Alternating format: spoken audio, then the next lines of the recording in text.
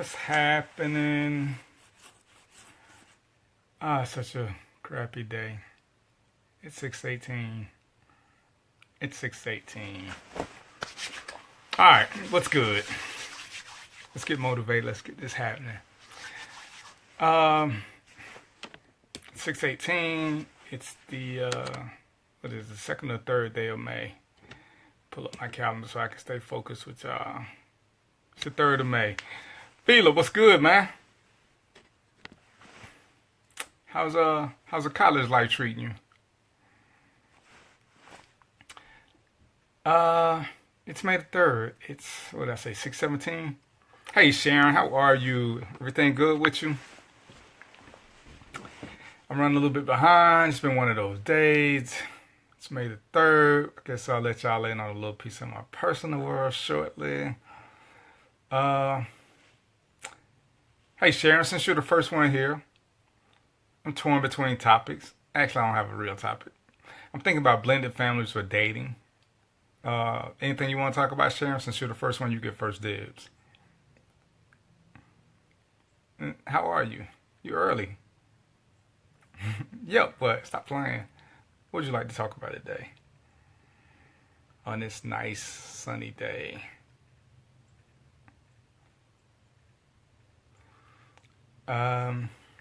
Yeah, like I say, I know I'm running behind. It's just been one of those melancholy kind of days. Quit laughing at me. You know I'm sensitive. Can you hear me pretty good? Am I clear? Boss man. Tan, what's going on? Hey, y'all want to talk about blended families? Y'all want to talk about dating? Which one of y'all want to talk about? Yeah, you got me nervous since you get no time. Otis, what's good, pimp?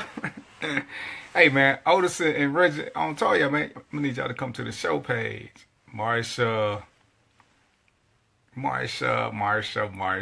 in my Greg Brady voice. Why y'all not on the show page? Or is it the show page? I don't even know no more. I need everybody to be on the Random Thoughts for DVP page. Blended families. Alright, why are men why are men so sensitive? Otis, Marsha, Reggie, come to the show page. Random Thoughts with DVP. Y'all know what it is. Quit playing. Let me see if I can type this into the little space bar right quick. Oh, it's already right there. Random Thoughts with DVP. Alright, come to the show page. Oh yeah, it tells me who I am. Come to the show page. Blended families. Why are men so sensitive? Blended families. Why are men so sensitive? Alright, if Otis and Reggie come over, we're gonna talk about why are men so sensitive. I think they watching with bated breath right now. They're trying to see what's up. They want to get jumped on. But let me just start with that. After I do my gratuitous, door opening, I'm not locked out. It's a bathroom door. Everything is good. Can y'all see me and hear me pretty good? Everything good? Alright. Sharon, let me just see if I can answer you real quickly. I don't know if that's an hour-long topic. I am focused. I really am. It's a bad day, so I focus. There you go. Hey, Marsha. Why are men so sensitive? I think men are.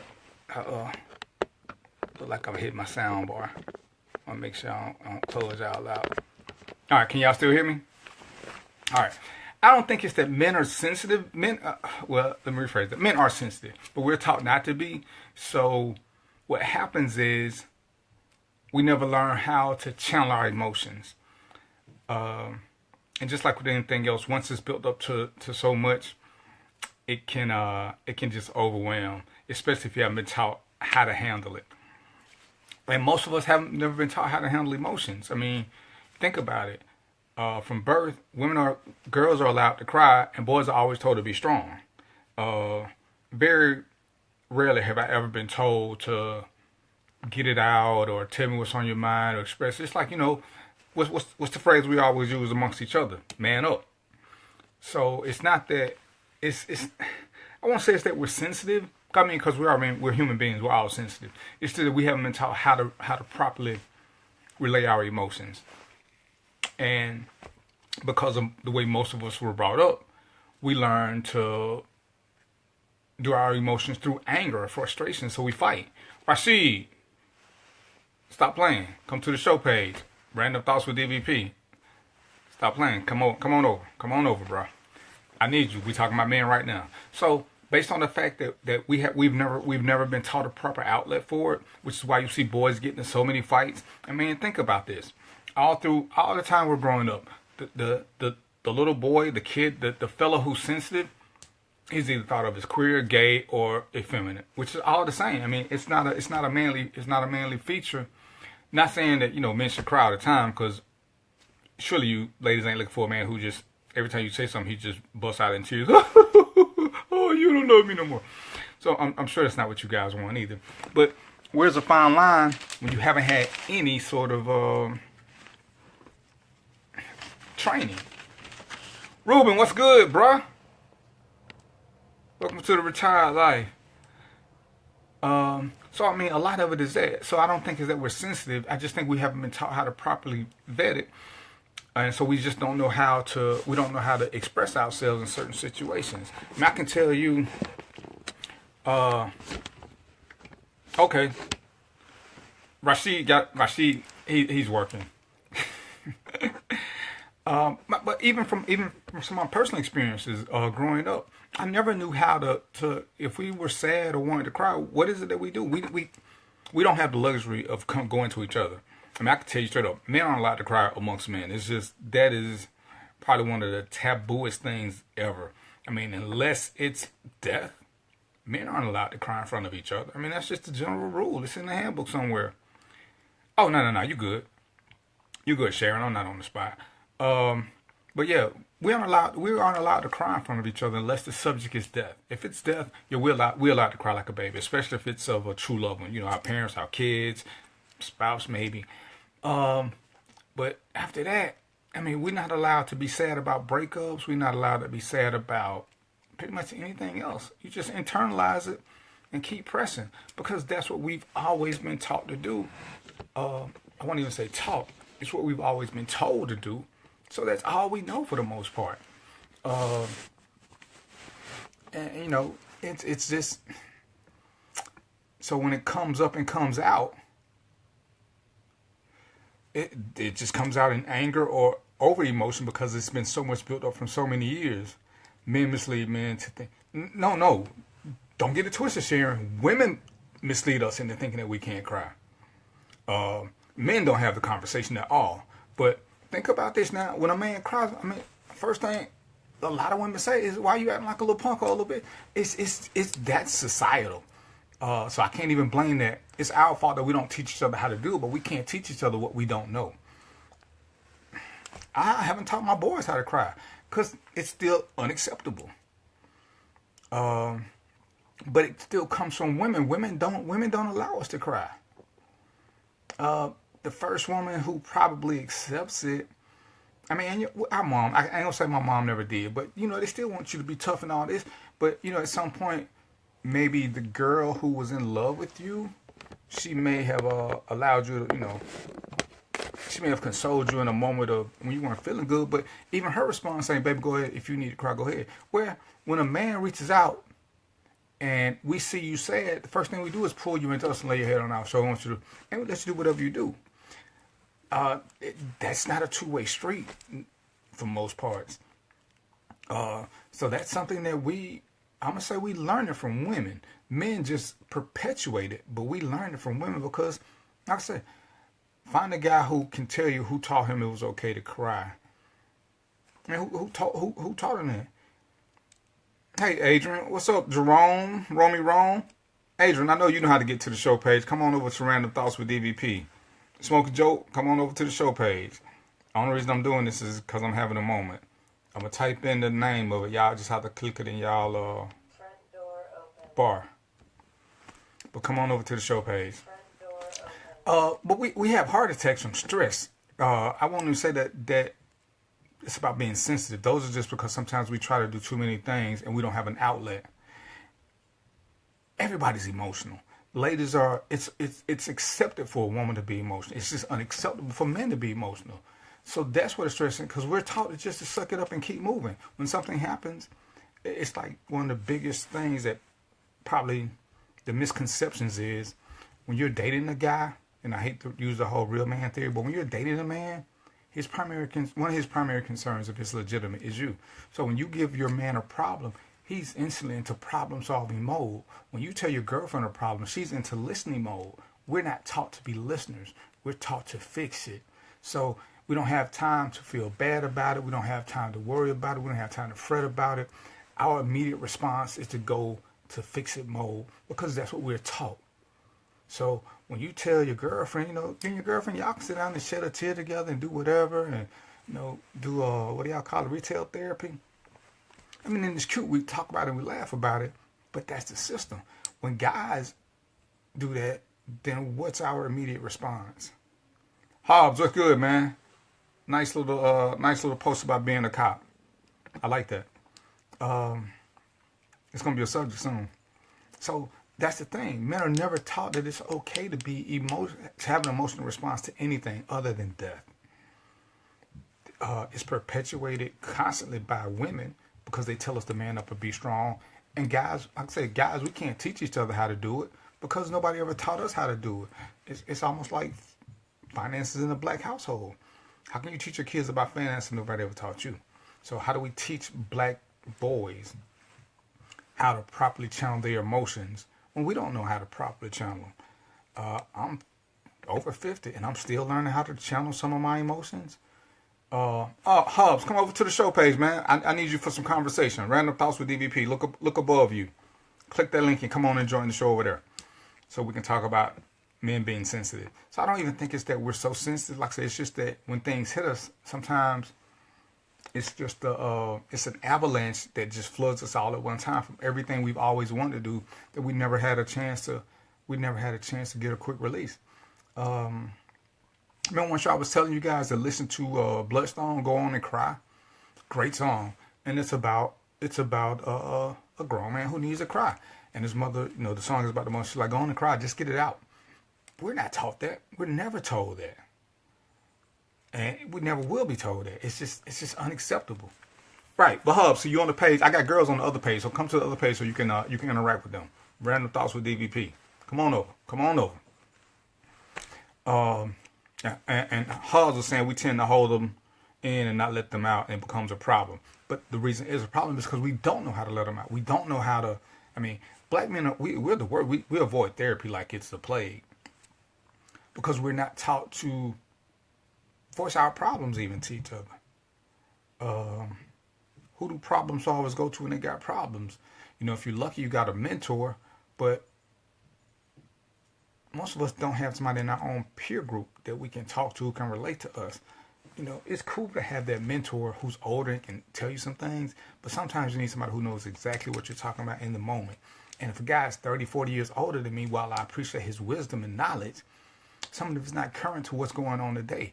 His experiences from his time frame don't exactly play out to mine, and I don't know how to. We don't know how to cross that the language barrier. The translator's not working both ways in that instance. I'm hearing what he says. He may be hearing what I'm saying, but we're not really listening to understand. We're listening, as the thing says, we're listening to respond, but not to understand what the problem is. So I think that's what causes a bunch of the issues, Sharon. Not necessarily that we're overly emotional, overly sensitive. It's just that when it hits us hard, which is why you'll see men do more desperate things. Men are probably more suicidal because they don't know how to express. We don't know how to ask for help.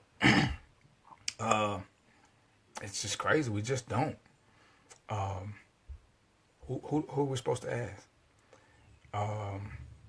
One of the worst things ever is being seen as a guy who is strong as a rock and never lets anything bother him. He has things that bothers him. Nobody's strong as a rock. So who does he go to? Because nobody believes he has any problems. One day I'm gonna do a show on depression, and I'll give y'all a little tidbit. I was diagnosed with clinical depression once, and it really does never go away. Nobody believed it was when I would tell people. Nobody believed me. So They were my whole support system. Everybody I knew, nobody believed I could be clinically depressed, which is like, it's pretty bad. But I had all the symptoms. I read up on it. It was pretty much, I was almost a textbook case. But when I tried to tell people, or when I would ask for things, who's there? Nobody, because everybody telling me how great my life is, what this is, and it wasn't great. Yeah, I smiled. Yeah, I dressed nice. Yeah, I took pictures with pretty women. I did this. But I wasn't happy. I was depressed. I mean, severely depressed. To the point of sensitivity, because I became irritable because I didn't want to talk to anybody, because everybody wanted to talk to me, but nobody wanted to hear what I wanted to talk about. So at that point, some people probably thought I was a little bit sensitive or moody or bitchy. I don't know. Who cared at the time? So even when you try to hold it, let it out, nobody believes you. You wondered about what, Adrian? Was I depressed or always good? Which one? Tyrone, what's good, bro? What's good? Hey man, I need you to come on over to the show page too. We having a talk. I need a couple of men to chime in. Tyrone, can you come to the Random Thoughts with DVP page and click in on the live link so you can join me over there, please, brother? So yeah, I mean that's just one of the things. You can be as strong as you want to, but even strong people need a shoulder sometimes. It's like one of the posts I did the other day. When I was being reflective, the greatest thing about the rain is that you can be strong and cry in the rain and nobody bothers you because they don't see you crying because of the rain. It's a great thing when you're depressed because you find a way out of it. And so when you need that good cry and you don't want to be bothered, you just stand out in the rain. Greatest thing about the rain, And I know what people say about it, but trust me, when I was depressed, that was like one of the greatest things ever. Every day it rained was a great day because I could just let it out. And well, and don't get me wrong, sharing has anything to do with it. Man, you'll break down as a person, period. But the thing is you have to find some way. You should find some way to get it out. I mean, luckily for me, I had a therapist. But had it not been for her, who knows what would have happened? Because nobody. Adrian, for you guys that don't know, Adrian's my son's mother. We've been on each other like 100 years. Everybody needs an outlet, but how do you get that outlet is what the problem is, because nobody ever thinks that it happens. People are saying in hindsight, but how do you get to that? Like I said, men can't cry to men, and most women don't want their man crying to them because it makes them seem soft. Because initially, this is what I can tell you about depression. Initially, there's nothing really you want to point out. You just know where you are.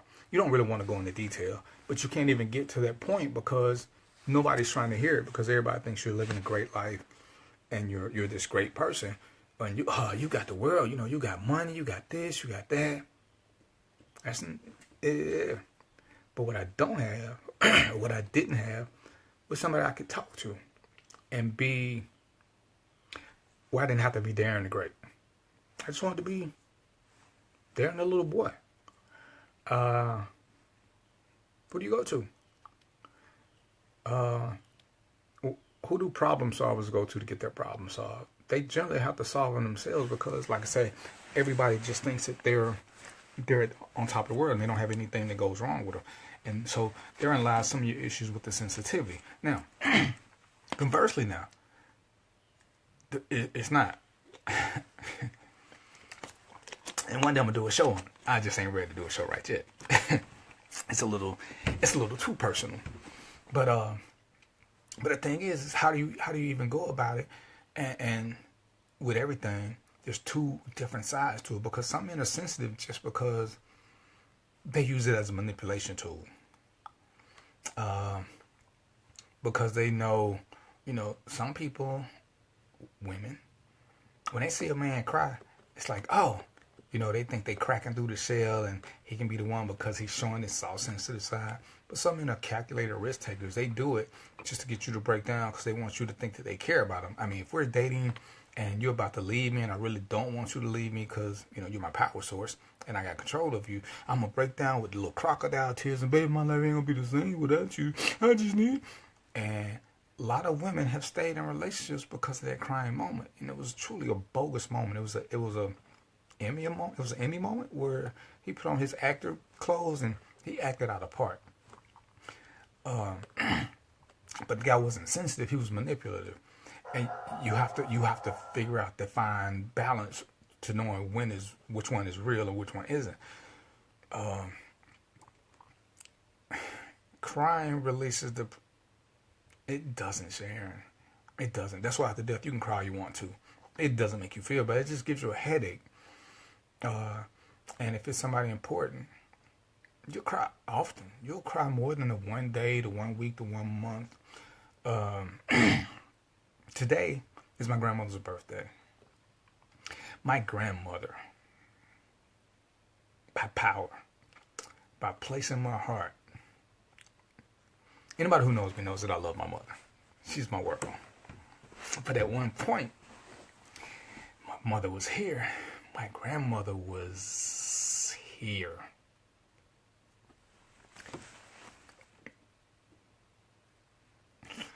After she died, being the man that I was, I had to take care of everybody else. Nobody really took care of me. So that doesn't go away.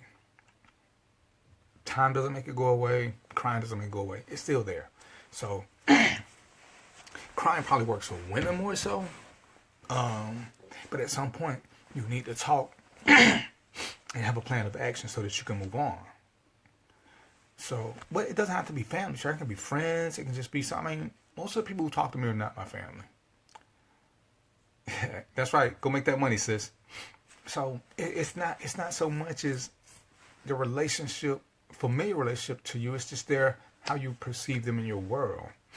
Because all family ain't friends, all friends ain't family. That whole kind of thing. I mean, I pretty much got a whole adopted family of people. For, reasons that are my own. What do you mean you don't have any friends, sir? You come, we talk every week. You fuss at me, I fuss back at you. I tell you when you do knuckleheaded stuff. I mean, that's what friends are for. Only a friend can call you out without malice, and you take it for what it's worth. So, and it's kind of like bartenders. Bartenders probably got a lot of friends because people feel like they can tell bartenders anything. Tina, what's good? How are you? So, I mean, it's a whole process. But at some point, everybody needs somebody to talk to just to get through the process. Men just don't generally have that person they can talk to because it's just not the way the system works. It's not the way we were taught. It's not the way it goes over and over. We're just taught to be strong, to man up, and keep it moving. Find a problem, fix a problem. Right. Bartenders are counselors, and that's because they sell liquor. Cops are counselors. Doctors and nurses are counselors. Anybody who's in the customer service business is a part-time counselor. And they hear lots of stories, but can they give you, and it's so crazy. People like talking to them because they don't know them. And in reality, sometimes the best person to talk to is somebody who doesn't know you because you don't feel like you're being judged. So people will say the craziest thing to strangers because a stranger doesn't know them, their background, their family, and they don't feel like they're going to bump into them again. As a cop, I did domestic violence for 5 or 6 years. Cops are counselors, babe. Cops are counselors. You talk to different people all the time, and all you do, you spend, I would say, you spend 70% of your time counseling people. You're discussing right from wrong with them. You're solving family disputes. If people actually roll with cops, and what they do at home now has nothing to do with the job. What they do on the job is 70% counseling. I mean, forget what the little crazy stories you see on TV about road cops or whatever. Most of what cops do is counseling. That's all day long you talk to people. All day long you listening to them, and then you give advice. That's pretty much what they do. Like I say, in their home life, it's a totally different animal. And yes, as a cop, I can say, yeah, when I see something bad on the streets, yeah, I'm probably a little bit hard on my family at home because I don't want them to know what world I've seen. But if I go to a scene and there's child abuse, when I go home, yeah, I hug my kids a little bit tighter, but I'm also a little bit harder on them because I don't want them out there and become victim to the same things that I've seen. When I run across rape cases or sexual assault cases, I was a little bit harder probably on my wives and girlfriends because I'm listening to what these women are telling me how it all happened, and most of them were innocents. They weren't paying attention to the clues and the signals. So when I get home, I'm in dictator mode because I want to push these issues in, and I'm not a great counselor at that point. But it's not because I don't want to be. It's because I'm going into protector mode. We're protectors all the time. At work, I'm protecting, but I'm counseling also because it's just part of the thing. And because we're not taught how to convert things over, and we don't want to take all the bad things home with us, but we do want to take the lessons. So I'm not sure, what was going on, but yeah, cops. And sometimes we can be the worst parents and we can be the best parents at the same time because our message is kind of flawed because we're so hard with our family. But it doesn't mean we're less. It probably does make us seem a little insensitive because we can't give it to you in a loving fashion. Once again, as men, we haven't been taught to do that, except for in relationships. In a familial role, in 90%, 80% of households, the father is the disciplinarian, the mother is the lover. She's the one the kids go to for compassion and hugs and stuff. Go to the father for answers and discipline.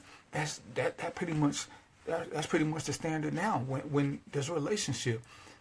Hey, Courtney, you good? I'm gonna need you and Tina to come over to the show page. Y'all know I'm gonna quit doing on my Facebook page. Come on over to Random Thoughts with DVP. I need y'all, especially you, Courtney, because you're married. Tina, if you're still here, come on over. Random Thoughts with DVP. So yeah, a lot of it has to do strictly with that because that's just the way the system goes. And until we learn how to fix that system, which we probably won't because it's not high on the priority list. Courtney, in your role at the house, are you the compassionate one, or is Farad the passionate one, or is Farad the disciplinarian? I know you got good kids, so they don't need it. But what roles do y'all really serve? Are they interchangeable? Because I'm saying most of the time in the familial role, the father's the disciplinarian and the mother is the one who the kids go to for compassion. When they got a boo-boo and they need a little kiss on it, they go to mom. But when they got a real problem that something they need fixed, they go to dad because that's just how it kind of sets up. I write a book on my family, then you understand why. Tina, what's good? Make sure, Tina, I think this is your first time on my show page. Make sure when we get through, you like the page and you write me a little review.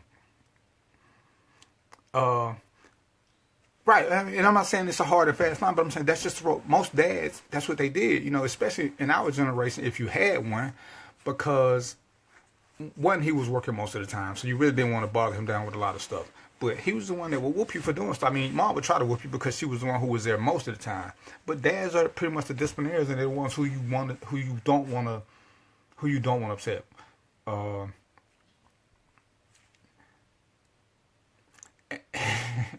And that, as a cop, I ain't gonna say your dad didn't want to hear. He probably just had a lot of more pressing things in his world, and he thought that your mom was doing a good job, and he just probably preferred that you go to her.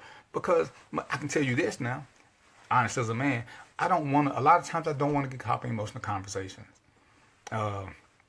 It's, you don't want your kids talking to you and you crying with your kids. Once again, it's the stigma. There are bad things that happen. And we get the quick eye wipe and we think of something rough and tough, and then we go back to that mean. My kids will tell you that I was mean. I was mean. I was a bully because I wanted the best for them and I didn't want them to make mistakes. That was what I knew. We learn later on in life that there's a softer version that we can be, but we don't learn that until it's late. And then even now, I've never taught my boys that portion. I'm not comfortable with it.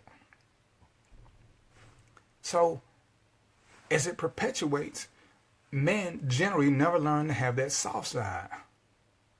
And sharing, and it's like I say, you know how you feel, and that's one of the things that when I tell people to start talking, what we have to do in conversation is I can say a lot of things. I can't negate how you feel, and you can't unless you talk to me to understand why I'm doing some things. You may take them the wrong way because the message is pure and I mean well, but the way the message is delivered may not come across like that. And that's where we have a gap in communication. Because, yeah, there are times I fussed at my kids about things that were important to me. And I wanted to make sure they understood how strong I meant the message. It probably came across to them as a terrorist threat. Which, at the time, I didn't give a shit as long as they understood that I meant what I said. But, yeah, there are probably, now that I'm older, there are probably ways that I could have said it to make it be a little bit softer and come across a little bit more cleaner. But at that point, that wasn't my intent. My intent was for them to get it. It wasn't for them to feel good about getting it. It was for them to get it. You come home late. When I say 9:30, I mean 9:30. And it wasn't that I was so strict about 9:30. I just didn't want them to be out in the street late when things were happening.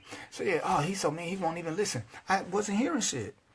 9:30. At 10 o'clock, that's when the shooting starts. I want your black ass in here at 9:30. Anybody here at 9:30, it's going to be hell to pay. It comes across as mean, and maybe it is mean. But my intent is pure, and it's to protect my kids, because that's how we'll learn to talk. I will never negotiate with children. For what? They're children. We can have conversations about stuff, and I can tell them how they can get their points across, but I'm not finna negotiate with somebody if I'm paying the mortgage. Hey, Reed, what's going on, bro? So, mothers a lot of times are more negotiable. My mom negotiated me with a lot of stuff. I love her to death. But there are some times when there were some things as a boy, especially growing up like I did, that she had there was nothing she could have told me that would stop some things I was doing, because she didn't have the muscle to back it up. But just because, all boys go through a stage where they need a dominant alpha male to make them back down. For what it's worth, it depends on the one who will listen. No, but sometimes once we're talking, everybody has to listen. This is the cop father, because I'm not sure if cop fathers are like regular fathers, because they see different things. As a cop, these are things we see on a daily basis. They hit us a whole lot different. We see them on a daily basis. The regular dad who's a milkman, or he works at a construction site, he doesn't see the same things. Hey, Trell, what's good, babe? He doesn't see the same things. So his focus ain't on the same thing. I mean, he may hear his friends talk about stuff, but his life ain't like mine. A cop goes to see bad things every day. We wake up knowing we're going to see bad shit. We just don't know how bad. And we don't know how to translate what we see into useful information to who we love. So we're more demanding, but it's because of what we do. So, Reed, come to the show page. Please, I need a guy over here. Yeah. So, hey, Michelle, what's going on, sis? So that's what ends up happening. And it comes across to the listener that we may be more controlling, but that's not what it is.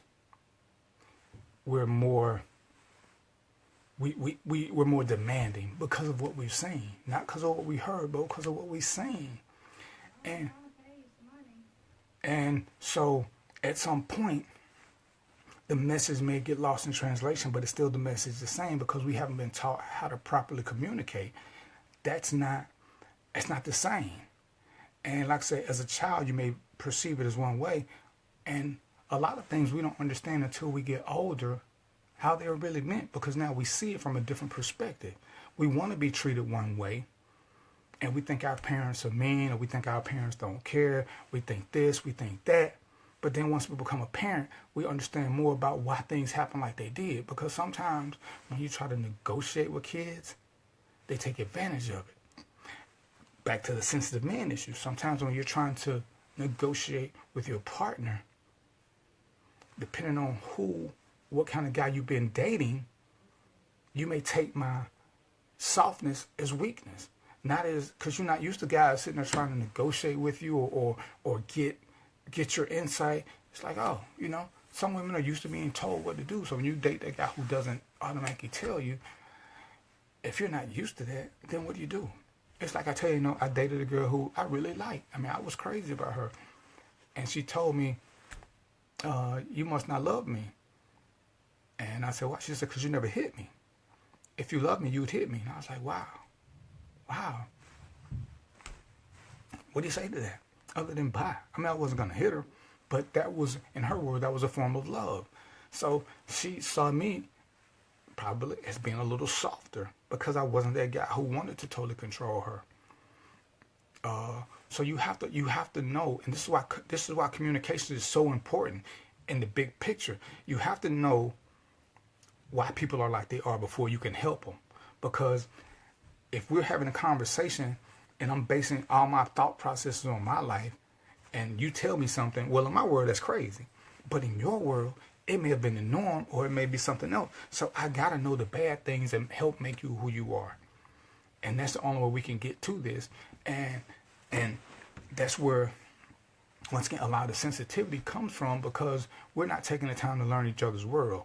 I know my world, you know your world. I'm using my world to base all my decisions on, because that's all I can do.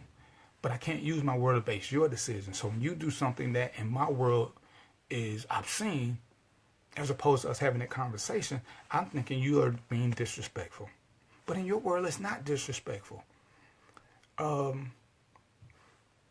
you have to sit down. If you're going to be with this person, you have to know what drives them, not just the good. You have to know the good, the bad, the ugly, all of it, so you can figure them out, so you'll know how things go. Okay, I'll give you a great example. Locked doors. I hate locked doors. I hate them. All right. I hate locked bathroom doors. I get why people do it, especially if there's mixed company. So I let go. But in my room, you can't lock this bathroom door. People say, I had a girl say, well, I don't understand. If I just want some privacy, you want some privacy, tell me not to come in. But I had a friend who killed himself in the bathroom with a locked door. So I don't like locked doors. Not only do I not like them, I won't tolerate them. I won't lock the door. You can't lock the door. That's my world. If you can't understand that, see, there's a total disconnect. Because you may want a locked door for your privacy. But why not just tell me you don't want me to come in? Well, I can say that, but people still come in. Well, that means you need to explain to them how valuable your private time is. But if you date me and you lock that door, we're going to have an issue. You say, well, I'm not going to commit suicide. Well, the person that committed suicide wasn't going to say, oh, I'm going to commit suicide. So it doesn't matter. It's the same things click, because now there's a panic that kicks in. You don't understand mine. So it's just a whole different thing. Hey, Deanna, how you doing? So a lot of times it's with base communication that leads to some sensitive issues, because she could take this as me being controlling. Oh, he won't let me lock the bathroom door. And if we don't talk about it, that's what she sees. I can't change what she sees based on her world. But if she doesn't try to see why I don't like it, with the girl who wanted me to hit her, I'm not into hitting women. I've hit some at work. I'm not into hitting women, but in her world she was. I can't change her reality no more than she can change my reality. I can try to explain to her how men don't hit women, but let's just say she's dated 8 guys. And of these 8, 6 of them in her world were, at that time we were young, were real boyfriends. If 6 of those guys hit her and 2 of us didn't, her numbers bear her out.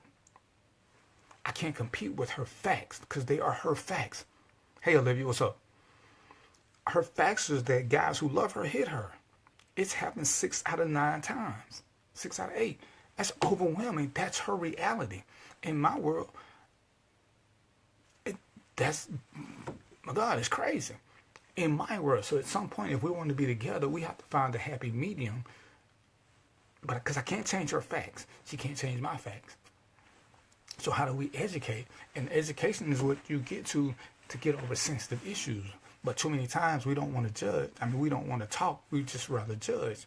If I don't know how you were made, I can't keep judging you on what you do. And that's what we do. Rosin says she don't sleep with the doors. I said, I'll sleep with closed doors. I just don't like locking them. Only time doors are locked is, initially during hanky panky time. But after you teach the kids to knock and wait for an answer, then you don't even have to lock them in. So, just not a big fan. So, but that's one of those things that you have to discuss though, and most people aren't willing to have hard discussions. They don't want to talk about maybe finances, but they don't want to talk about why we do things like we do. I tell people I had a grading system for my kids to determine things that they could do, to take my sensitivity out of, to take their mother's sensitivity out of it. Excuse the language. If you make an A means you can ask me almost anything, parties or whatever, because you're making all A's, you're good. B means you better be careful because I believe in straight A's. C means you cutting it really close. D means don't ask. F means F no. So whenever they wanted something, get your progress report. What's the lowest grade on there? The lowest grade on there, 90% of the time, is going to determine my answer. So you determine your own behavior. Because sometimes we're human. We have personality. Sometimes I'm not in the mood for nothing. But why should I deny my child who's making straight A's the opportunity to go do something that they want to, especially when they ask me all the time? Well, your grades determine what you get to do. How do you help someone that wants... Right. And the thing is, Rosalind, is you have to know this prior to. Because, I have dated women who were abused. And, when we were in the process, when the questions were asked, it was actually pretty easy because you can show them a different lifestyle and how things don't mean what they say.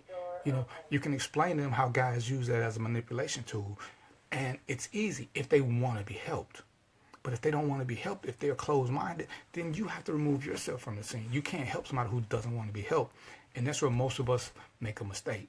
We're trying to force our will on somebody else. And that's where we make mistakes. Rosalind, you say you don't sleep with doors closed. I do. It ain't a huge deal one way or the other, but when you got little kids, yeah, just like sleep with the door closed just in case we decide we want to do something. So if we were together, that would be a bridge we would have to gap. That would be a gap we would have to bridge because you have one train of thought, I have one train of thought. So we talk and see how we can make it work for both of us. And then you go from there. And that's what people don't really get. At some point, we have to have these tough conversations. We have to share. We have to share our processes and come to a consensus that'll work for both of us. Hey, Phoebe, what's good? Once we find something that works for both of us, then we can come to, okay, how do we do this? How can both of us be cool with this? Some things aren't hard and fast rules. So if you say that's what you want, then it's not even that big a deal no more. It's whatever. Other things are. I don't eat chicken. Don't nobody say nothing smart. I don't eat chicken. I don't care how you make it. I don't want it. That's a hard and fast rule. Don't tell me how your chicken is going to be different. Every time I've eaten chicken, I spent plenty of time in this room puking. Every single time. I don't want chicken. Not at all. Okay? It's a hard and fast rule. I had a girlfriend make me something and slip some chicken in there. Made me sick as a dog. I looked up at her. She's got this guilty look on her face because I know the feeling of it. You know what I'm saying?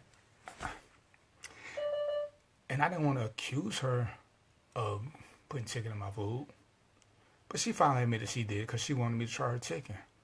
Well, to me, that was a deal breaker because if I'm telling you that chicken makes me sick, why would you put chicken in my food and not tell me? And then you don't care about my health. You think your recipe is different than all these other recipes I done tried to get me to the point where I no longer even want to try chicken? That means you just think you're better than the system and you don't really care. Because if there's something, if you tell me something makes you sick, then why would I want you to try it? Especially why would I sneak and get you to try it? Now, if you're scared of roller coasters, we go to Six Flags, you don't like roller coasters, but you'll ride one with me as long as I hold your hand. See, that's different. Because you saying you'll try it with me. But if I know that you have a strong fear of roller coasters, why would I keep bothering you? Come on, ride it with me, ride it with me. What is that going to do? Yeah, I'm holding your hand, but me holding your hand may or may not take away the fear. But I'm still trying to press you into doing it. And if you don't do it, I'm going to make you feel good. Oh, you don't trust me? You think I'm going to let something happen to you? Well, people die all the time. It ain't because people let it happen. Sometimes shit just happens. It ain't always somebody to blame. Okay, Sharon. It's not always somebody to blame. Sometimes shit just happens. And like I said, That's where we in general are so sensitive. Or, as men, if I'm dating you and your family knows me, who you think you're going to blame when something happens? Whether I'm there or not. It's the man's job to protect you. So sometimes we're overly sensitive about those issues. Roslyn, you still here? I'm going to use Roslyn because Sharon went on a break. If me and Roslyn are dating and her mom knows this, her dad knows this, whoever her family knows this, if something happens, everybody going to come looking at me. If Roslyn decides she wants to date another guy that she ain't told nobody about and something happens, everybody's still looking at me. So it's going to make me a little sensitive. So a lot of times we're sensitive because of the positions that we're put in that people don't understand because we can't really say nothing. And it's not always an easy fix. It's one of those things where open, honest communications is required. Other than that, we all just pissing in the wind. And how do you get to that? How do you get past that? Unless everybody's willing to talk about it and be open and honest about it, because that's the worst thing. People are talking, but nobody's being open and honest. We're all just BSing each other. So we're stuck in a state of perpetuity with foolishness. And once somebody's labeled sensitive, the other somebody's labeled insensitive because they're not listening to what the other person wants or needs. Because at the end of the day, most of us are selfish. We'll do things and we'll say, oh, I was thinking about so-and-so. Well, you couldn't have been most of the time. So, and that's how the whole sensitive thing with men is a lot of times. Like I said, don't get me wrong. Sometimes men use it as a controlling device.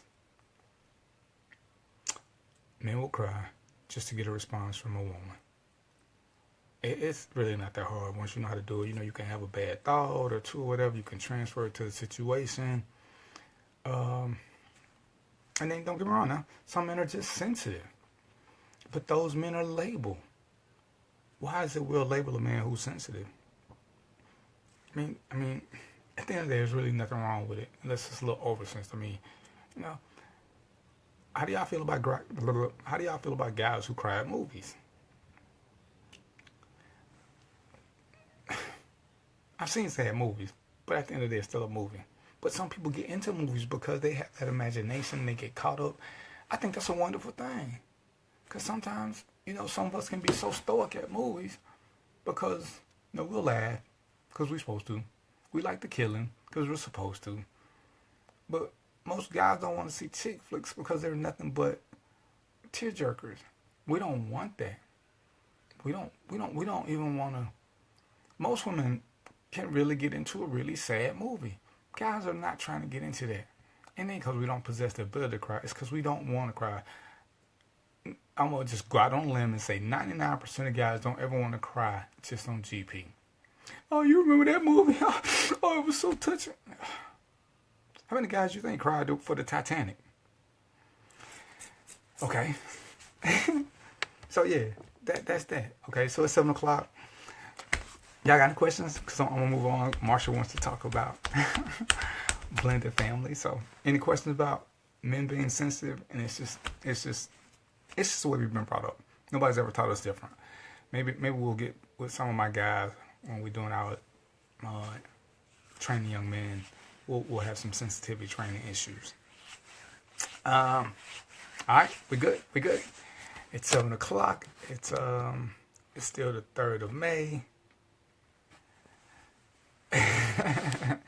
Really, Adrian, you dated a guy who his emotions that he showed probably weren't the ones you're talking about. Because all you saw, did you ever see a soft side of me, Adrian?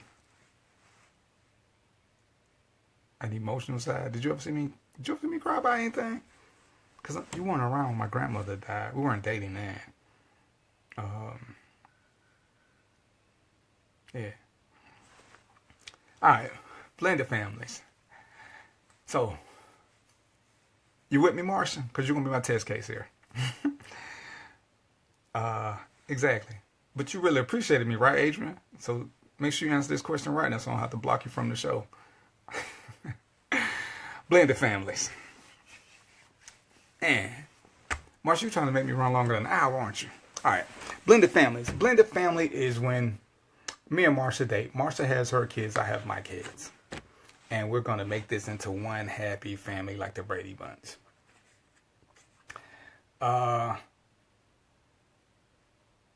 Marsha, let's say we were seriously dating. Okay, you with me? That's what's up, Adrian. Even Adrian. It's kind of hard to use you because you know. Okay, I'm gonna use both of y'all because I ain't never been married to two girls at the same time. It's probably illegal. All right, Marsha, if we're seriously dating, I mean like seriously on some stuff you ain't gonna happen kind of tip. You have kids, I have kids. Who whoops whose kids if they're bad? And this, I mean, you know, I know your kids aren't bad, but if they were bad, who would be responsible for discipline? And this is a big issue, especially with blended families. It's one of the things you have to consider because this is a hot topic with parents, co-parents, step-parents. I hate that word. In-law parents, whoever. How do you work out discipline with the kids? You got to talk about that with blended families. If you're going to seriously consider blending families, you have to have deep conversations with everyone involved, with all the kids, all the parents, both mothers, both fathers, all the kids, so that everybody knows the expectation. And the thing is, especially like with you, Mark, you got girls, and I'm not a big fan of men whooping girls. Even though, don't get me wrong, I had a daughter. Out of all the daughters I had, I only whooped one, and she know why she got a whooping, and she forever accepted that whooping, cause she committed a cardinal sin. And you know, I only got one. You know, in my world, there's only one super duper reason to whoop kids. I whooped two of my boys for the same thing. If you look me in my face and lie to me, there's no time out. There's no taking the TVs. We're just going straight to ass whooping mode, straight to it. Her father called defects on me. Defects came to the house, and, you know, whatever. And you know, they asked me little questions. Did you put your hands on her? No, I whooped her with a belt. So they, you know, they went and got her and asked her how she felt. You know, she's like, it hurt. So they's like, well, this is what we thinking. She's like, no, but he told us up front if we lied, we were gonna get a whooping. I deserved it, so I'm not going anywhere. I'm going back to my room because I'm still on punishment. That's probably one of the best things I ever heard. And she was 5 or 6 at the time. I mean, she got like 4 legs. But in general, I'm not a big fan of corporal punishment. I'm not saying it's not needed. I'm just not a big fan of it. But that's where the discipline rules need to be laid down ahead of time. And see, Marsha, and I get what you're saying, but I also, in my world, because I don't take these things lightly, like a lot of people, if you're going to be a blended family, that's why you have to have this meeting, because this is serious. This is not just some guy you like sleeping with who just happens to be a good provider. This guy needs to be a real father figure, and he's up to the role. And to me, that's the most important thing about being in a blended family. The mother has to be willing to accept all the kids as her own and treat them as such. The father has to do the same thing. And I should say the man and the woman. Both of them got to be able to. You can't do half and half. Where, Marsha, you spoil your kids and I'll spoil my kids. One of the things that was always unnerving, and just to me, just because I experienced it, and Adrian can tell you more about it. Whenever I did something for my son, I did something for all the kids. They might not have got as much as my son because birthdays are personal. For the birthdays, the birthday child gets the most, but all the kids get something. Because I hate when one kid gets boxes, gifts, and the other kids don't. It provides resentment, especially in a blended family, or if the kids don't have the same parents. Just because one parent is better financially doesn't mean other kids should be shit on because their fathers aren't. That's just one of my personal opinions. Exactly. Don't get me wrong, Marsha, because if you raise them right, nobody needs to be whooped. And that's one of the things where you have to have the discussion so that what you don't want is for the kids to know that they can pick a side and be disrespectful. And this is one of the things where I say, I don't want my son to think he can be disrespectful to you and you got to tell me. If he's disrespectful, I'm old fashioned. You need to get that ass. Then when I get home, I'm getting that ass too. Because we're one team. And we need to show continued unity all the time because that's the way the system is set up. If we get to that point where we want to blend families and we make this vow that it's you're first in my world, I'm first in your world, and then the kids and everybody else. I'm a big stickler for that. And that's why the conversations are so important because if we're both great parents, then everything is easy to discuss with everybody and nobody's going to get out of pocket. Because even if you had boys, it's the same situation. And I hear guys say, oh, ain't nobody going to do this. Well, if I can spoil a child, I can beat the child. But, and the thing is, and Marsha, I'm going to pick on you. And see, with my kids, I never really worried about people whooping them because my kids were good kids. So the thought of that never even occurred to me. When I'm going to use Adrian because Adrian has my child. And Adrian knows I took on her children as my children. When she was dating, I told all the guys she dated, if my kids do something, yeah. Don't let them disrespect you as a man because Adrian is taking you in. So I'm putting a lot of stress on Adrian. Adrian, don't have my kids around dudes who are crazy and gonna beat them. Because I'm gonna hold you accountable for that. But if my kids are doing something bad that they ain't got no business doing, don't call me first. Call me third. But get that ass and then call me and I'm gonna come get that ass. But that's because the kids were taught to be good kids in the first place. And if you got bad kids, anybody who has bad kids is going to always have a problem with this philosophy. I've dated women who had horrible kids. I didn't whoop them. There was no chance of us becoming a blended family. I just removed myself from the process. Because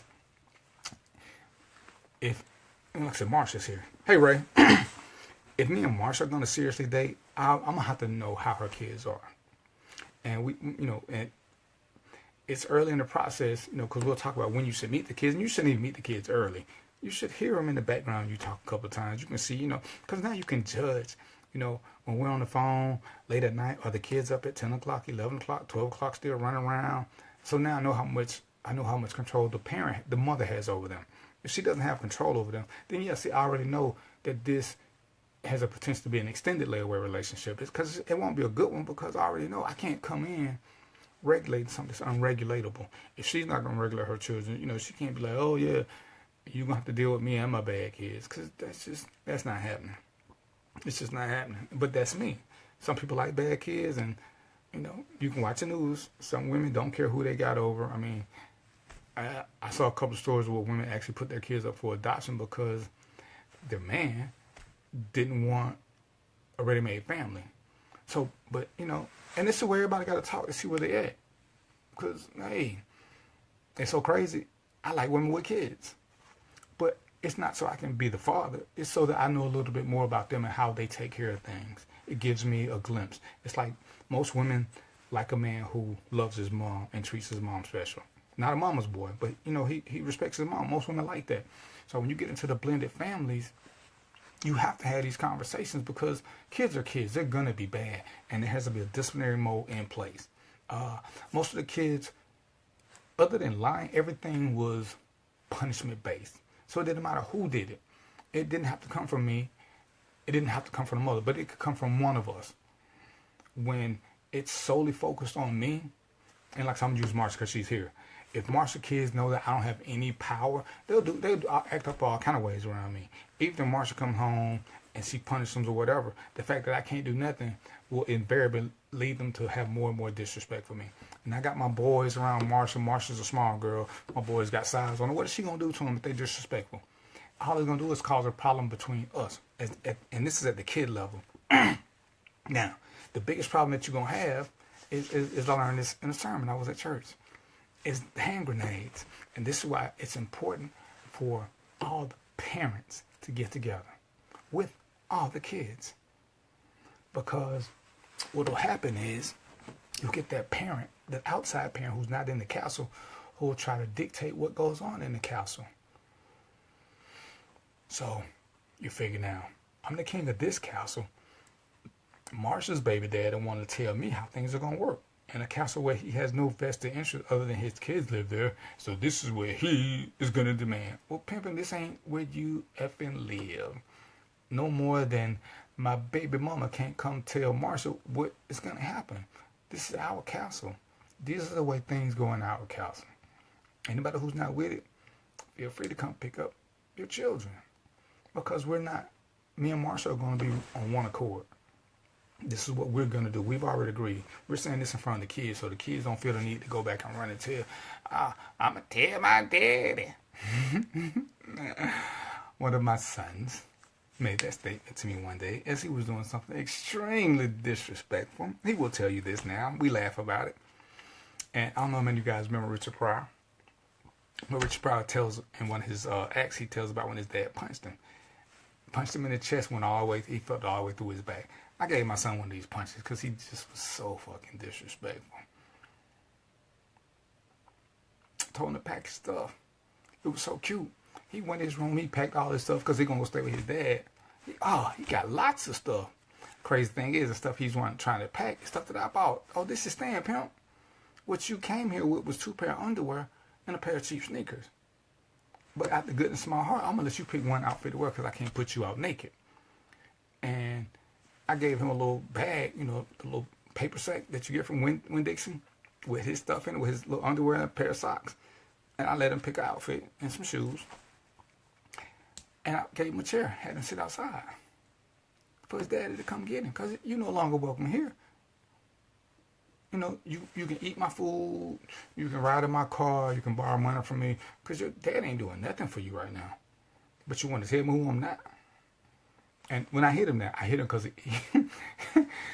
he just tried me. And fellas understand this.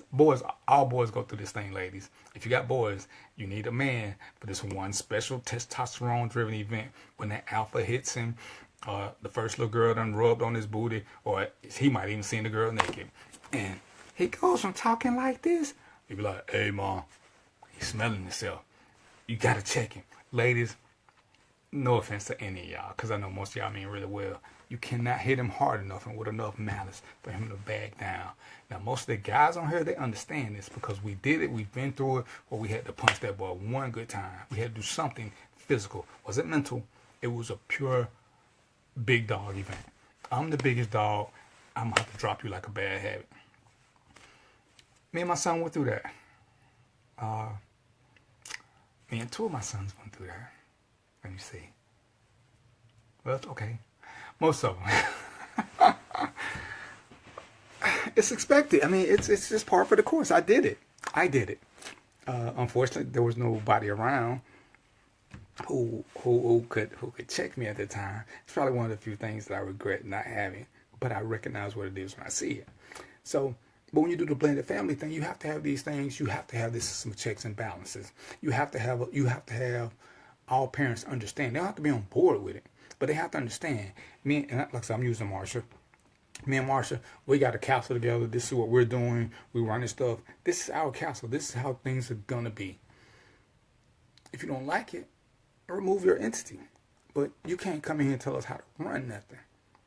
You can't come in telling us what classes they should take, what sports they should take, what trips they can go on, what trips they can't go on, how you don't want the kids to go to DC, how you don't want to take the kids overseas, how you don't want this. You got no input in this. My dad said he don't want me to go. Well, okay. Well, when you spend your weekend with your dad, then you can't go. But when you spend weekends with me, I don't really care what your dad say. If it ain't nothing illegal that's going to get you in trouble, this is our house. This is what we work on. So when you do the blended family thing, most people don't really have it. They don't sit down and take the time to talk about the real rules. They just hope everything's going to work out and hope that there won't be any controversy. But that's not realistic. There'll always be some controversy somewhere. So you have to be prepared for that, and you should stay ahead of it. Figure out how not to even let it get there. And as Marsha was saying, it's not about putting my hands on girls. It's about making sure everybody understands the true hierarchy. Because if you raise good kids and you raise them together, then nobody ever has to put their hands on anybody. Because everybody understands that there is a punishment system in place. Like I said, the only thing I ever believe in whooping for is lies. Lies just I'm just, oh my God, I hate being lied to. I mean, it's so funny. Well, anyway, I just hate being lied to. It's just a total lack of respect. Tell the truth and take a punishment. Lie and take a beating. It's just not gonna happen. So funny. When our house rules was, if you feel the need to cry, you can't cry in the common area. Don't mess up everybody's day with that crying. Shit, go to your room.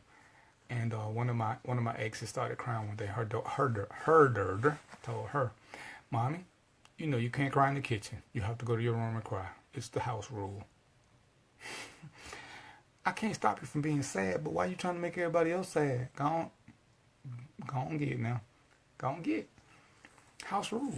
And these are things that are important when you start doing blended families, because a lot of times the two primary parties don't have these discussions that they need to have about bad things. I mean, we can talk about all the good things in the world, but everybody knows that bad things happen, period. So we need to make sure we're ahead of them so that we're not so reactive. We just respond because it's something we've already considered. What happens when the kids say bad words? What happens when it's time for sex education? My God. I remember the first time my ex had to go out of town for a week. My little girl was used to taking a bath and letting her mother check her. This guy's not a checker. This guy's not a checker. My little girl was 5, and she wanted me to make sure her girl parts were clean, because that's what her mother did. And she was so adorable and so innocent. She's like, "Dad, you gotta look and make sure." What am I looking for? I don't know what I'm looking for. It'll be okay till your mom gets back. Never crossed my mind that that's what girls. Who knew that that's what they did in the bathroom? Made me blush. But her little girl, my little girl, just adored me. She didn't think nothing of it, but you know, I don't think it had nothing to do with whose daughter she was. I just think that was just an uncomfortable situation. I don't know what to tell girls about that time of the month. You know, I was gonna get somebody to come in and talk to her. What can I tell about it? Wait, that's all I can tell her. It's like women, you know, when it's time to have a true talk about sex with your boys, who better to do it? To this day, I'm 50 plus years old. I will not admit to my mom I have ever had sex. I don't care nothing about them kids. I got receipts from Walmart for all of them. I can't talk to my mom about sex. That's all right, Sean. You know you can always watch. You can always watch it later. But my dad, I can talk to. So, ladies, when it's time to have that sex conversation with your boys, most of the time you're not the right one. And people who know me and my mama, we like this, except when it comes to sex. Oh, I don't want to talk. I don't want to. No. When the sex conversation, every time it tried to come up, I turned to a 3-year-old. I just quit speaking English, and I want to go play. So, ladies, if you want to talk to your boys about sex, chances are you need to get somebody. It's important. Get somebody he can relate to. Don't just bring in your brother or somebody else. If he's not comfortable with them, he's not going to get the real information. The guy that my mom brought to have sex with me was a waste of my time. Only thing I got out of the deal was 2 Whoppers. First time I ever ate 2 Whoppers. He took me to Burger King. Asked if I want something to eat. I was like, yeah, I'm feeling myself. I want 2 Whoppers. He said, and I'll never forget it. Bird shit, bee sting is anything you need to want to know about sex. That was my whole talk on the birds and the bees. I'm a grown man. So you know what I learned?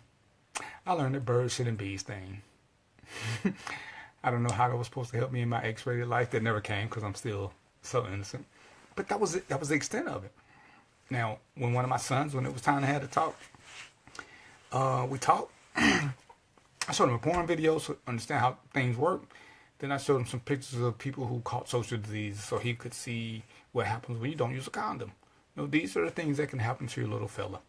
You know, forget the pregnancy. That's, everybody knows about pregnancy. But when you show them what happens from catching social diseases, that's impactful. Because I don't think that, well,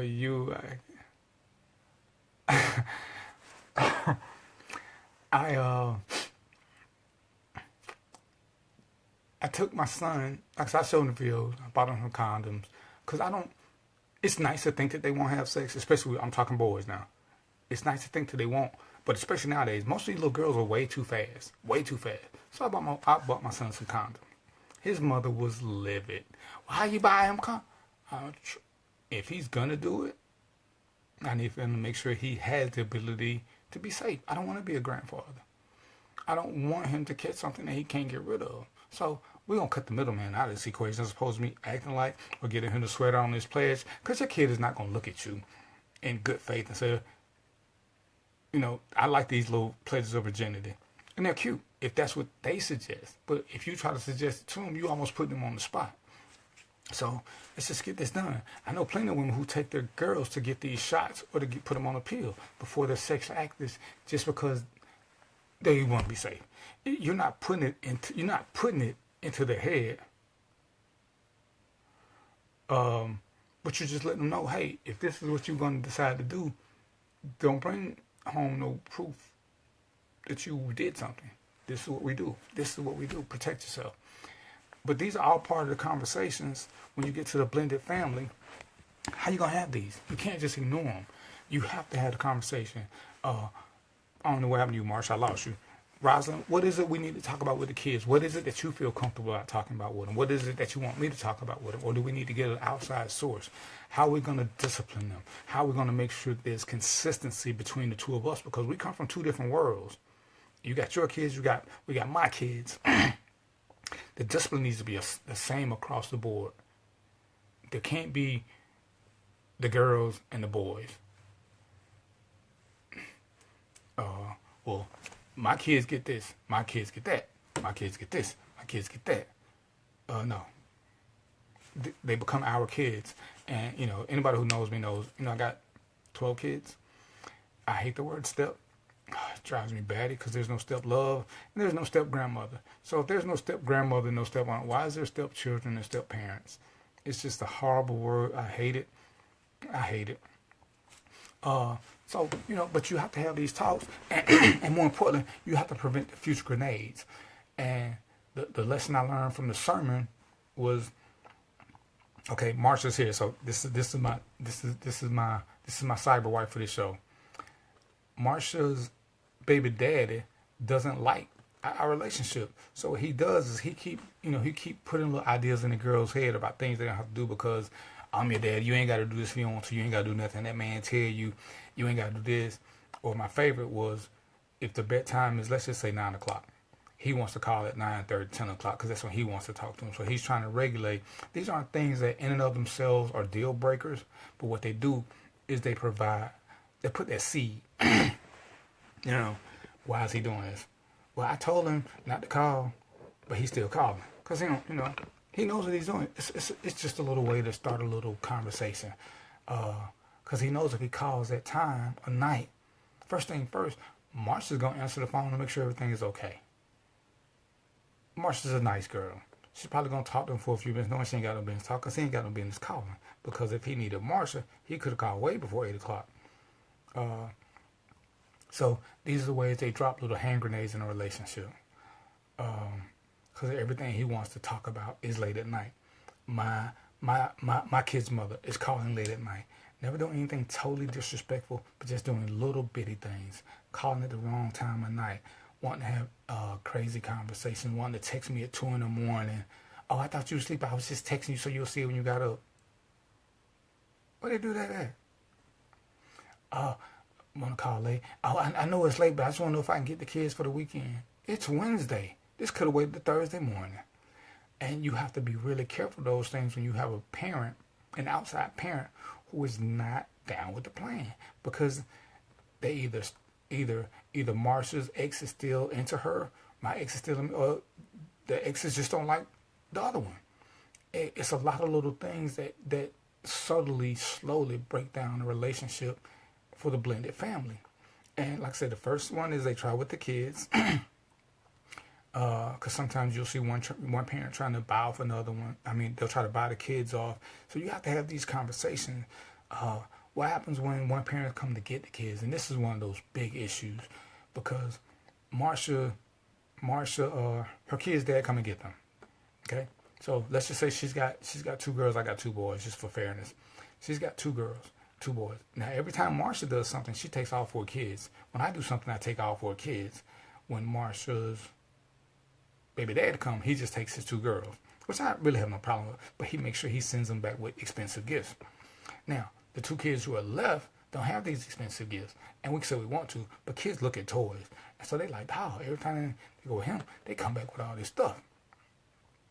When my kid's mother come get them, they come back. Well, she don't make as much as Marsha's kid's dad, so they don't come back with the same kind of stuff. So then you start separating the kids on a social economic status, because Marsha's kids get like expensive gifts. My kids just get regular stuff, and these are little subtle hand grenades, because now you're making one set of kids feel richer than the other kids.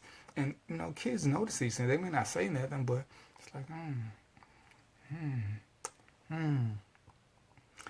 and should I not overcompensate? Should Marsha overcompensate? Because now we don't want to make it seem like, well, Marsha's doing more for either her kids or my kids, because she still got to treat them the same like I got to. I can't do more for my kids and do less for hers. I can't do more for hers and less for mine. These are issues that come up with blended families just because there's no discussion. And because we have different value systems, we have different experiences, how do we sort this? I came from a place where kids would get gifts and I wouldn't. Can I say I harbor resentment? No, but it did make me feel a certain kind of way. Because I wasn't getting stuff, and these other kids were. And probably made me a little bit more, whenever we got to play with their stuff, I probably played a little bit harder with their stuff, trying to break it. Because I ain't got one, so they shouldn't have one either. But I couldn't just break it, but while we was playing, you might do your thing then. So, hey, Janae, I didn't mean to ignore you. Janae. So, when you're dealing with that aspect, you have to consider all these things. And that's where the communication and conversation is so crucially important. Because when me and Marsh get into it, we got to know what we're getting into. We got to know the pros and the cons so we can be ahead of the game, so we can tell the parents what it is we expect. And you can't expect the outside parents to play the same game.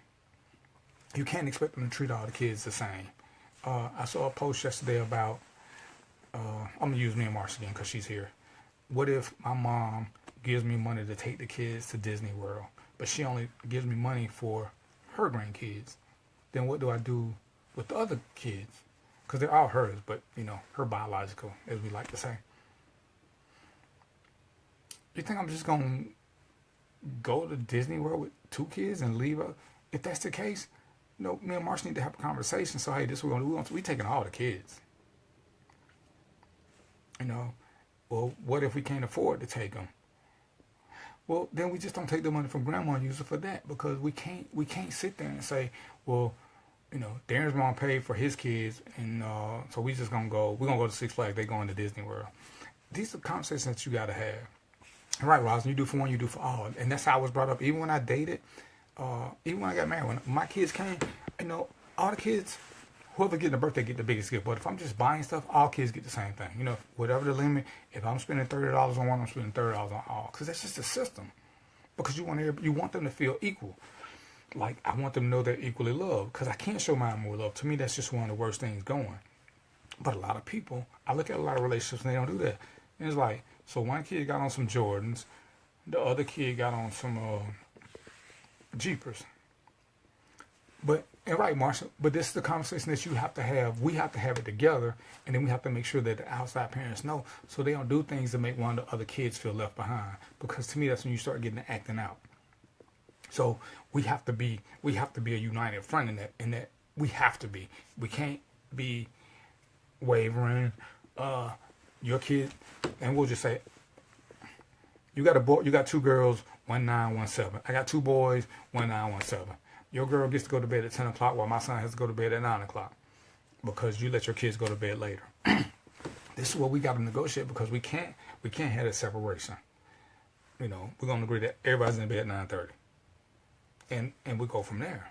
But we have to make sure that we're on the same accord, because sometimes we get so caught up into our love that we forget about the way everything else has got to work, and we just hope everything's going to work out, and we jump into it without having these conversations, because no matter how much I may love somebody, if my kids feel a certain kind of way, I got to consider that in a relationship. I can't force my kids to love Marsha no more than Marsha can force her girls to love me. So if there's a slightest bit of a hesitation or trepidation, we may need to postpone our engagement, because we can't force these kids to like us.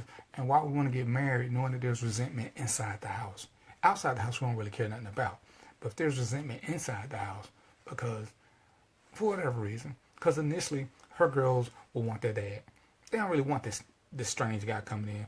My kids will want their mom. They don't know nothing about this other woman. So we got to make sure we bridge that gap along the process without giving up our values, because I don't want to buy her kids, because that's going to be super expensive. I got to keep buying them gifts, because now I got to buy my kids gifts. They just got to learn to network, and everything has got to be fair. You're going to still have the good life. You're just going to have another person with 3 other people. We have to send the same message to both sides of the family while letting outsiders know, hey, this is what's going on. Don't start no shit. Don't start doing this, this, and this. And if you want to buy the kids expensive gifts, that's stuff you leave at your house. Okay? So that there's no separation from, who got high class kids and who's got middle class kids or low class kids, because everybody's financial situation isn't the same. So these are the things that when you're doing a blended family, and like I said, me personally, I hate the word step. Thank you.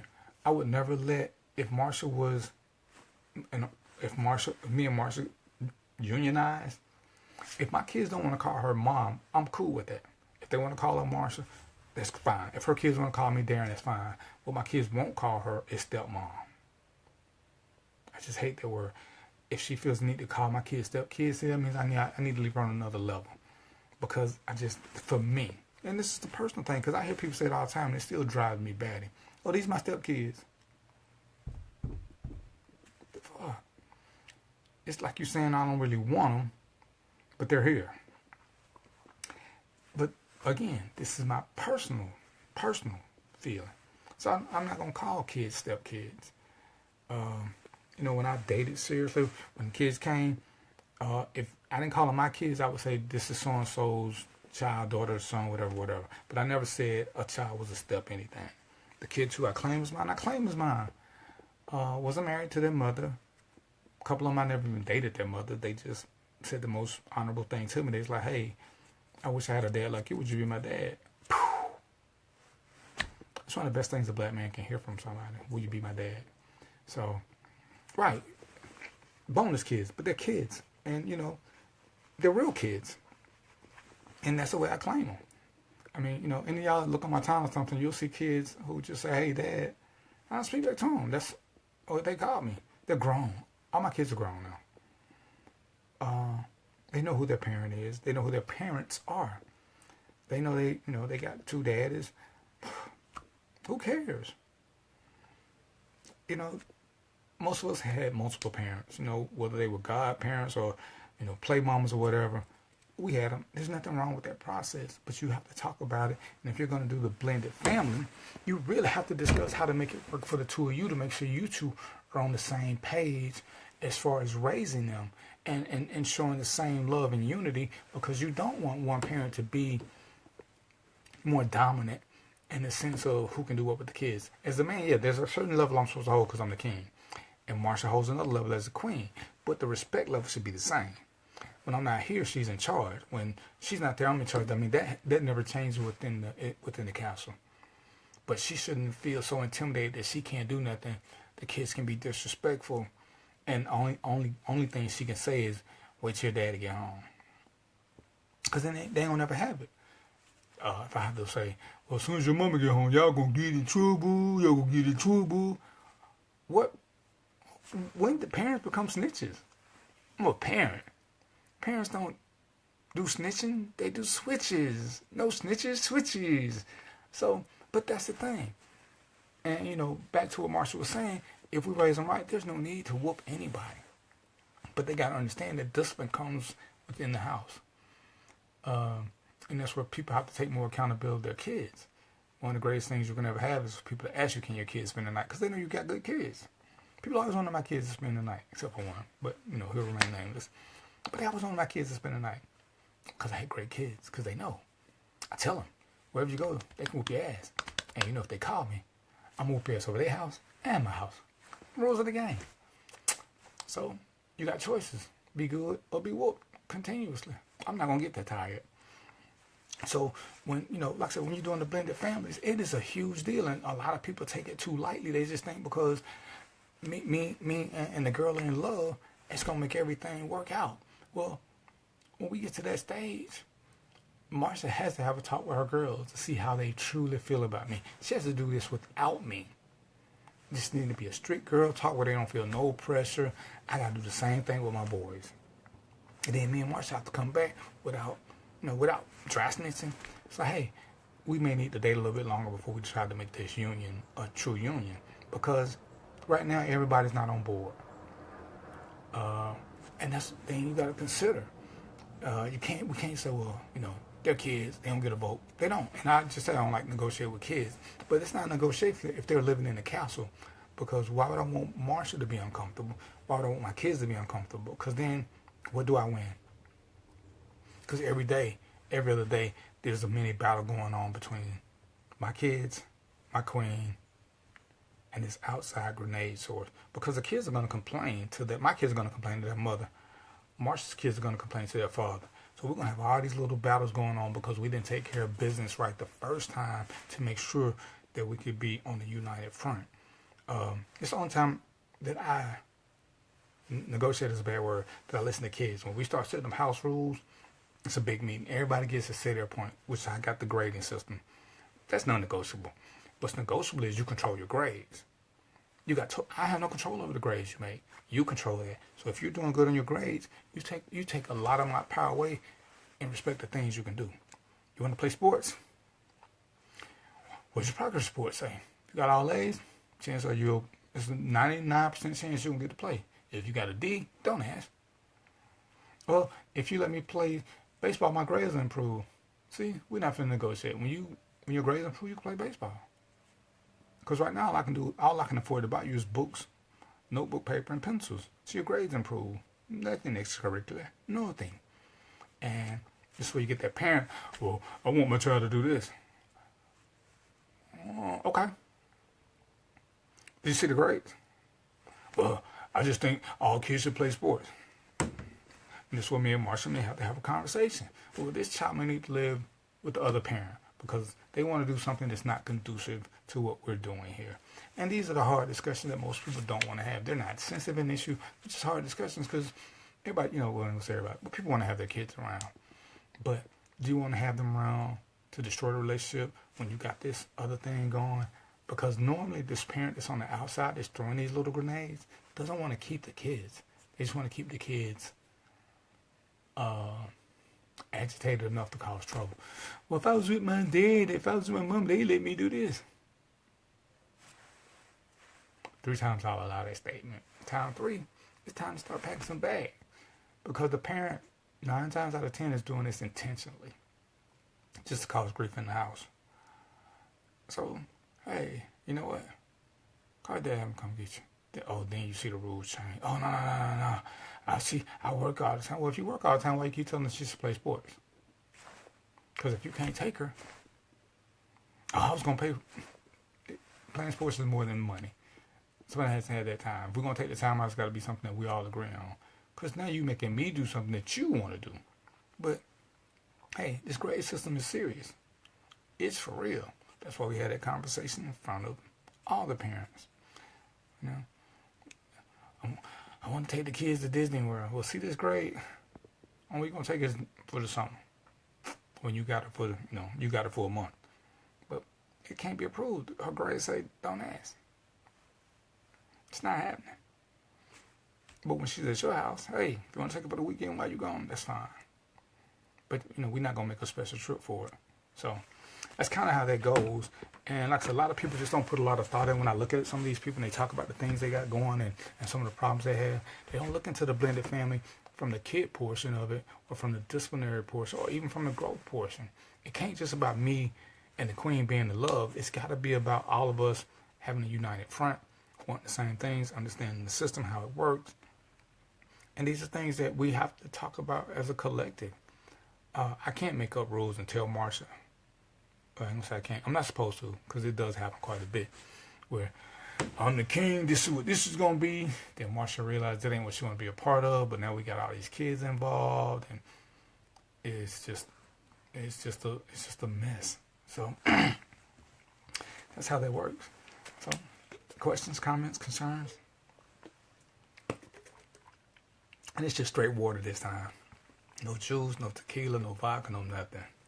And I got a Burger King over there. So, hey Michelle, how are you? You know I'm mad at you too. But we'll talk. So, how we doing? It's thank you, Ray. I'm so glad with management approves. It's 7:47, so I got a few minutes. Hey, I modeled this weekend at Dunham's and Desserts. Just fill in. My worst fear almost came true. I was falling. I tried to be grown. I forgot the drill. Left, right, don't fall. I was like, I got this. I ain't got to talk to myself. That right foot wasn't moving like it was supposed to. I was falling at hyperspeed, but the show was going slow motion, so most people actually missed it. The camera wasn't on me. But had I failed, I had a plan. I was just gonna lay there till the paramedics came. I would not have moved. I wouldn't have rolled. I wouldn't have did nothing. I was just gonna lay there. I wasn't even gonna be breathing, so I could rise. I was just gonna be holding my breath till the paramedics got there. So luckily I didn't fall. It's on my page if you want to see the video of it. Not to fall, just to walk. I think I walked 4 times. I got pictures of I got 2 videos and 1 picture. I haven't posted a picture yet. I'm trying to see if I can find another picture. But y'all got any questions before I make it do what it do? It's 7 something. I just said 7:48. Today would have been my grandmother's birthday. I miss her dearly. It's on the show page as well. That's what management's telling me. It's my grandmother's birthday. I love that woman. I really wasn't in the mood to do the show because I was feeling reflective. But I know I have to miss a show in a couple of weeks because I do have to travel again, and I'm not sure if I'll be able to do it. I'm also considering moving to radio, internet radio, so that you guys can do that. I'm not sure yet, but I'm considering it. It'll allow me to have some guests in to give you guys more expanded shows because I want to do a show on finances, taxes, some of the After Dark stuff you guys been asking about that is not up my alley because I don't know anything about After Dark stuff. Need to shave. Well, I need to trim. I ain't gonna shave, so that's not happening. Questions, comments, concerns? Anybody? Marsha, you still here? Did we get cyber divorce? Janae, you still with me? Rashid, I know you weren't really working, so I know Ray is here. I ain't sure what happened to Sharon and Rosalind.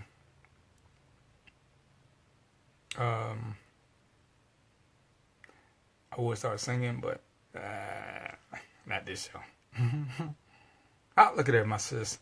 I had a coworker who told me that when she was a child, her parents divorced. Her mom later remarried and they moved to another state. Her mom and bonus dad let her father move in with them for 6 months. Wow. And live in the basement so he could get a job and a place to be close to the kids. That's admirable. That's admirable. Marsha, I'm glad you would you consider what Michelle just posted? Let's just I know your stance, but let's just say we got married and moved to, I don't know, California. If your baby daddy was still close to the girls and he wanted to come to be close to them, would you consider letting him move with us and live in the basement so he could find a job in California? That's interesting. That is interesting. I'm gonna have to marinate on that one, Michelle. I don't know if I'm that cool to let the baby daddy / ex-lover live in the house with me. even if I know that there's nothing there, I just don't know if I'm that cool. Marshall, you cool with that? Rosalind, is anybody cool with letting the other baby parents stay in the house while they look for a job if they move to another state?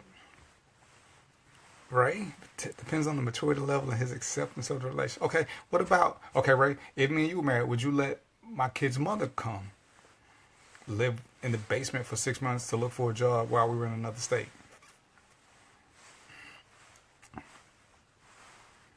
I'm interested in the comments on this one. Marsha, I would, but I think that would be. I do, Marsha. That would take a lot of. It would take a lot of discussion, and depending on where we were, it probably would. But I mean, it would take a big discussion between me and you, and then the three of us, because there would have to be a lot of things set in play for him to know that he's there, but he can't. He still has to follow our rules as far as raising her. And I think that's where the controversy would come in, because if he's there just to be with the girls, if she's there to be with the girls, I mean, I truly get that. But if it's our castle, you can't have two kings on one castle. So he has to understand his role is not as a king. So he can't just, especially if we're talking blended family now, where there are more kids involved, where it's my kids and her kids, he can't just isolate on his kids. I think that would be my biggest concern. The communication would have to be had the communication would have to be really clear and understood. Because he's there for his kids, but you can't neglect my kids in the process, because this is their castle. And I actually think that would be my bigger issue. Because clearly if I'm with Marsha, I gotta trust her. If I'm with you, Ray, whoever it is, I gotta trust you. But he would be the issue. Me and you, me and him, you and him, and all of us together. Ray, that's some poly stuff. That's a whole different show, Ray. Because my issue would be him and all the kids, not him and his kids. That would be my main concern is. Because everybody will have two sets of parents. Exactly, but even the conversation has to be with all of us and the kids, because the kids need to know that he won't sit there and he's living in our house, so he can't just be nice to his set and not be equally nice to my set. That's just something that, to me, that would be a big issue if he started making the kids feel different. Because if me and you can't do it, then how can we let somebody in our house to do it? I mean, that would be my point of contention. And is he willing to treat all the kids equally? And if he's not, then I think if she's not, if whoever it is, I don't think I could go through with it for the sake of having a live-in babysitter. Marsha, comment. Adrian, I know you said you could. Rosalind, where you at? What you thinking?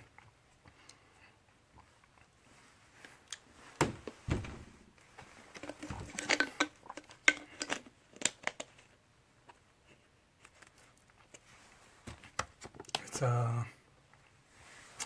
5-2.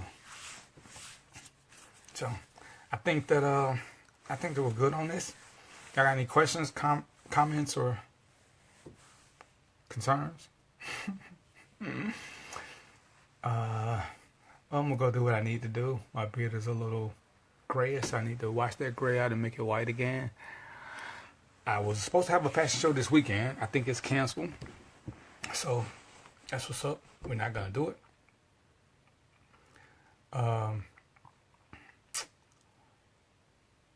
Really. So if you guys don't have anything else for me, I'm gonna say that, as always, it's been fun. It's been real. I appreciate you guys for spending my grandmother's birthday with me and keeping me out of the dumps and feeling sadder than I want to feel, because I really do miss her. And let me know what you guys want to talk about. I'm gonna do a show. That's it. I'm gonna do a show on depression soon, because I think there needs to be an enlightenment on that. And I've lived it firsthand for a long time. If y'all only knew what was behind the smile, I ain't ready to get it up just yet though. Sis, you still in trouble. I ain't heard from you and I ain't got no brownies. What's postponed, Marsha?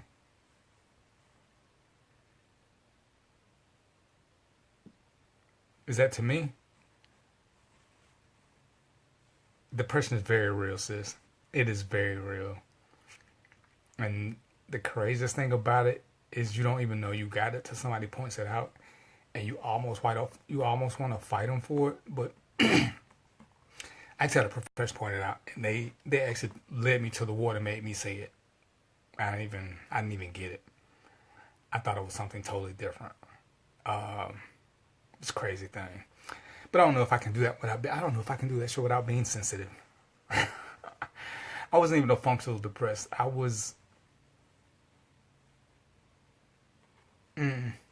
couldn't even say I was functionally depressed. Oh, postpone. Okay, yeah. Postpone counts. Same thing. It ain't happening Saturday. So, all right. But anyway, y'all know what it is. I gotta go eat. I'm still trying to gain the 15 pounds back that I lost. So, y'all know what it is. I'll be back in 6 days, 22 hours. Until then, peace, popcorn, and chicken grease. And I appreciate y'all. Don't forget to leave comments. All right. Bye-bye.